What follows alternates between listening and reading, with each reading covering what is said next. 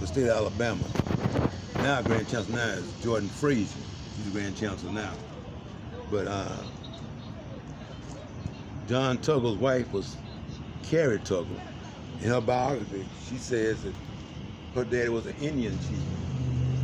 So that makes her officially a colored person. And she started the first juvenile home in Jefferson County, which Northern George Arthur Gaston was one of us inmates, pupils at that time. But Carrie Tuggle she buried in front of Tuggle Elementary School up here, 12th Avenue. But the pictures, but just to keep to it, nothing in America moved without money. All right. And the Pythians, our playbook is the Bible. That's our category. But in the Bible, there's a group of people in the Bible is called the Jews. There's a lot of people in the Bible. But Jews have a temple. They worship in the synagogue. Strategize in the temple to make money. Worship in the synagogue. Pythians have a temple too. Our temple around the corner is off base now. We're trying to get it back. But we strategize in the temple to make money. Worship in the church. That part have been disenfranchised or disconnected from the black community. And that's what we're trying to get our temple back, because it stands in being, numbers don't lie, people lie on numbers. But in Alabama and Birmingham, we're still about 75 or 70% of the population in Birmingham. We don't control 3% of the businesses.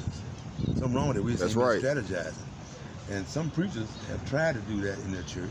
They get labeled as buck hustlers.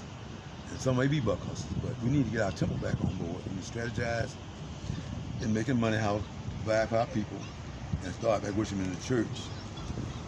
And it just stands to being that the Bible is a playbook. All right. I've been around the world twice. The Bible is a conflict with everything except the Bible is a conflict with socialism, communism, Marxism, fashionism. We're working on a capitalist society. And that's what we're trying to get ourselves back. It's ground zero. And that's a wonderful thing they're doing out here today. But they're telling a story, but they're just not identifying what organization they're going to happen. And they think that's, I heard people sitting in the pulpit here. Look how black folk got together, pitched their pennies together, and built this wonderful church. There were 2 churches in this 10 years. I left in '67. I left in '63 in Birmingham. In '63 in Birmingham, 75 or 78% of all black folks stayed in shot or double-tenor houses. So the money had to come from somewhere else. It came from that Freeman Bureau, which is General Howard was the only administrator of the Freeman Bureau. After Andrew Johnson came behind him, and he was author of white supremacy.